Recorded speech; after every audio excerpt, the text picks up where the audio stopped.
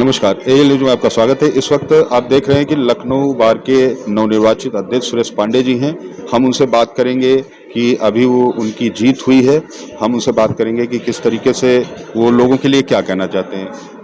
जो जिस तरीके से आपकी जीत हुई है, तो जो अधिवक्ता वोटर्स हैं, उनके लिए आप क्या कहना चाहते हैं? मैं अपने सभी अधिवक्ता बंधुओं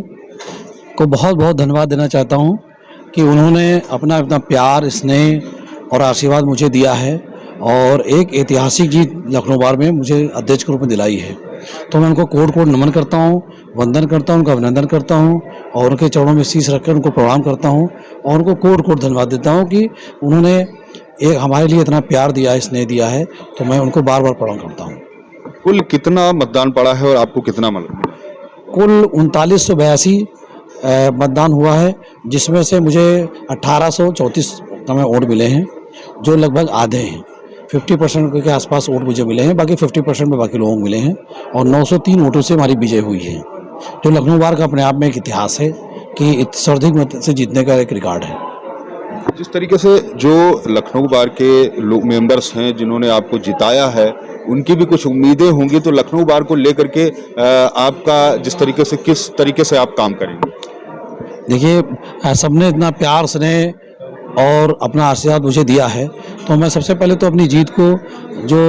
आम अधिवक्ता है उसको समर्पित करता हूं और सारा श्रेय मैं आम अधिवक्ता को देना चाहता हूं कि जिन्होंने मुझे इतने इस ऊंचाइयों पहुंचाया है।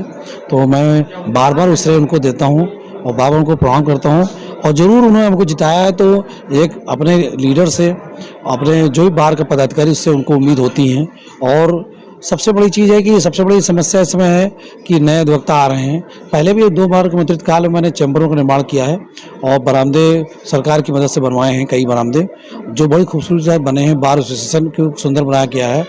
और जिसमें कि लगभग 2000 वकीलों के बैठने की व्यवस्था हो पाई है। मगर जो अधिवक्ताओं की संख्या बढ़ रही है धीरे-धीरे, हमारे नए-नए बच्चे आ रहे हैं, नए-नए हमारे जूनियर्स आ रहे हैं, नए-नए जो एक खेप पूरी आ रही है, तो उसके अनुसार अभी भी बैठने की समस्या है कि उनको और भी स्थान बैठने के लिए मिले। तो मैं सरकार से उसके लिए गुजारिश भी करूँगा और सरकार के साथ लिखा-पढ़ी करके और सामंजस्य स्थापित करके मैं उनके लिए फंडिंग की व्यवस्था करा के और भूमि की व्यवस्था करा के उनको अधिक चैम्बर और अधिक बरामदे इत्यादि जो भी हो, उनके बैठने के निर्माण कार्य के लिए मैं बिल्कुल प्रयास करूँगा ताकि उनको बैठने में कोई असुविधा ना हो और अच्छे स्थान पर बैठ के अपना जीविकोपार्जन कर सकें। साथ ही साथ एक समस्या आ गई है कमिश्नरेट प्रणाली की, जिसके कारण काफ़ी न्यायिक कार्य यहाँ से कलेक्ट्रेट, जहाँ पे हम लोगों की बार संघ है, वहाँ से न्यायिक कार्य सब चले गए हैं, जो विभिन्न भागों में बँट गए हैं। कई एसीपी, एडीसीपी उनके न्यायालय अलग बन गए हैं, जो कल्ली पश्चिम, कहीं दुबग्गा, कहीं आपका सोहीनगर या दूर-दूर क्षेत्रों में बना दिए गए हैं, जिससे वादकारियों की दिक्कत हो रही है और हमारे अधिवक्ताओं को भी बहुत दिक्कत हो रही है। अधिवक्ता वहाँ पहुँच नहीं पाता है, जिससे उनका कहीं न कहीं आर्थिक हानि हो रही है। तो हमारी सरकार से मांग ये भी रहेगी कि सरकार से हम लोग मांग करेंगे कि आप लॉ एंड ऑर्डर पुलिस को दें, उससे हमें कोई एतराज़ नहीं, कमिश्नरेट प्रणाली से एतराज़ नहीं है, मगर जो न्यायिक प्रक्रिया उनके पास है या न्यायिक प्रकार में पावर उनके पास है, उसको पूर्व की भांति पुनः एडीएम, एसीएम या प्रशासनिक अधिकारी जो भी कलेक्ट्रेट में बैठते हैं, जिनका पहले स्थान उनको दिया जाए, ताकि वादकारियों को दिक्कत भी ना हो, एक सेंटर प्लेस वो आसानी से आ जा सकें और हमें अधिवक्ताओं को भी दिक्कत ना हो और अधिवक्ताओं का भी जो आर्थिक नुकसान हो रहा है उसको भी उससे रुकेगा। और साथ साथ जो वादकारियों को जो दूर दूर जाने में समस्या होती है और आने जाने में दिक्कत होती है, संसाधन नहीं उस तरह के, तो एक सेंट्रल प्लेस पे आके अपने न्याय पा सकेंगे और उनको हमें सुलभ न्याय उपलब्ध हो जाएगा। ये हमारी सरकार से गुजारिश रहेगी। ये हमारे लिए बहुत एक जरूरी मुद्दा, वर्तमान समय ज्वलंत मुद्दा है, जिसके लिए हम लोग सरकार से बातचीत करेंगे और माननीय मुख्यमंत्री जी और जरूरत पड़ेगी माननीय प्रधानमंत्री जी, माननीय राष्ट्रपति जी या माननीय राज्यपाल जी से बातचीत करके, उनको पत्राचार करके और उनसे मिलने का प्रयास करके, मिल के और उनको समस्या अवगत कराएंगे और कमिश्नरेट प्रणाली में न्यायिक प्रक्रिया को पूर्व की भांति बहाल कराने का पूरा प्रयास करेंगे हम लोग। जिस तरीके से अधिवक्ताओं का एक और बड़ी समस्या है जो कि मीडिया के सामने भी लगातार आती रहती है, पार्किंग की। जो सेंट्रल बार, लखनऊ बार दोनों की बात करी जाए कि जो गाड़ियां हैं उनको पार्क करने के लिए उनके लिए जगह नहीं है, उसके लिए क्या? उसके लिए ये बात आपने बहुत अच्छी मुद्दा उठाया है और ये मुद्दा वास्तव में बहुत जायज़ है कि हमें आपका सिविल कोर्ट कलेक्ट्रेट के बाहर खासकर सिविल कोर्ट के बाहर इतनी गाड़ियां रहती हैं कि अगर घटना दुर्घटना कोई हो जाए तो किसी अधिवक्ता या बातकारी को आप अस्पताल नहीं पहुंचा सकते हैं, क्योंकि गाड़ी यहाँ तक आ नहीं पाएगी। पैदल चलने की समस्या रहती है तो गाड़ी आना बड़ा मुश्किल काम है और ये बहुत ही ज्वलंत है। कई बार हमारे कई अधिवक्ताओं की जान भी इसमें चली गई, उनको हार्ट अटैक हुआ या ऐसी कोई कैजुअल्टी हुई, लेकिन समय से अस्पताल नहीं पहुंच पाए इन्हीं कारणों से, क्योंकि वहाँ पार्क में गाड़ियाँ खड़ी रहती हैं और आने की व्यवस्था नहीं है। तो सरकार से हम मांग करेंगे कि परिवहन विभाग का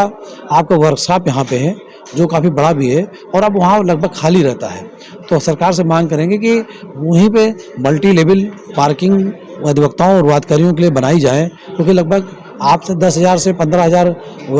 वादकारी और उनके साथ साथ के जमानतगी मान लीजिए और मान लीजिए लोग यहाँ आते हैं, साथ साथ कम से कम लगभग 8-10,000 अधिवक्ता भी रोज आते हैं। तो इतने लोगों की गाड़ियाँ जब खड़ी होती हैं तो वहाँ से निकलना दूभर हो जाता है, जिसके कारण आदमियों के प्राण का खतरा बना रहता है। तो हम लोग सरकार से बार बार पहले ही मांग करते रहे हैं और इस बार और पुरजोर होकर मांग करेंगे कि जो कार्यशाला है वहाँ पे आप बना दें, वह कार्यशाला पे मल्टी लेवल पार्किंग बनाएं, जिस पार्किंग में अधिवक्ताओं और वादकारियों गाड़ी खड़ी सकें और ये जो उनके जान की हमें आफत बनी हुई है या एक जानलेवा उनके साथ एक दुर्घटना होती रहती है उससे वो बच सकेंगे और बहुत ही अच्छी तरह से में कोर्ट का काम चल सकेगा और किसी को भी जीवन का खतरा नहीं होता होगा और समय पर उनको चिकित्सा सुविधा और आकस्मिक सुविधा उपलब्ध हो पाएगी। ये मेरी सरकार से बिल्कुल मांग रहेगी कि इस पर बहुत ध्यान देने की आवश्यकता है और उसको मांग पूरी जाए। मैं प्रयास करूंगा कि सरकार से मिलके माननीय मुख्यमंत्री मिलके और इस कार्य को हम लोग सुचारू रूप से करा पाए और मल्टी लेवल पार्किंग के सामने निर्माण हो सके,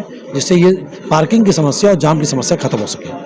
धन्यवाद सुरेश जी। ए न्यूज की टीम की ओर से आपको पुनः बहुत बहुत शुभकामनाएं। और जिस तरीके से जो आपकी जीत हुई है, तो कहीं ना कहीं जिस तरीके से आपने कहा कि जो अधिवक्ता हैं जिन्होंने आपको वोट दे करके जिताया है, तो उसको एक उनके अंदर उत्साह है, उत्साह को लेकर के एक ऐतिहासिक जीत हुई है। तो उनकी उम्मीदें जिस तरीके से हैं, तो हमें लगता है कि जिस तरीके से आपने कहा है तो उनकी उम्मीदों को कहीं ना कहीं साकार करेंगे। देखिए, जिस तरीके से अभी सुरेश पांडे जी थे, उन्होंने अपने बताया कि जो योजनाएं हैं, आगे योजनाओं के बारे में भी उन्होंने बताया कि किस तरीके से वो लखनऊ बार को लेकर के काम करेंगे और जो अधिवक्ता हैं उनको लेकर के वो किस तरीके से यहाँ पर जो व्यवस्थाएं हैं उनको किस तरीके से करेंगे। तो कहीं ना कहीं जो लोग हैं, जो वोटर्स हैं जिन्होंने वोट दिया है, तो उनकी उम्मीदें अब कितनी आगे क्या सही होती हैं, ये शपथ ग्रहण के बाद ही पता चलेगा। सदा वसन कैमरामैन के साथ मनीष सच्चिदानंद, लखनऊ।